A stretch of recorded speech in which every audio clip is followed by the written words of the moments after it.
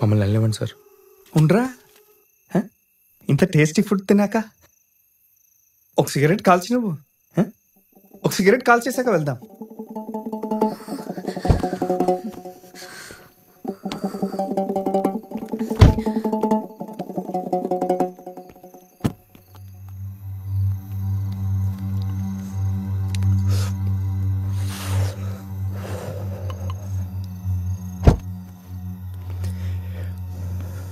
ఏంటి ఇంత త్వరగా వెళ్ళిపోవాలా? నాకు ఇంకా మీతో గడపాలని ఉంది. సరే, ఎంతుంది నీ దగ్గర?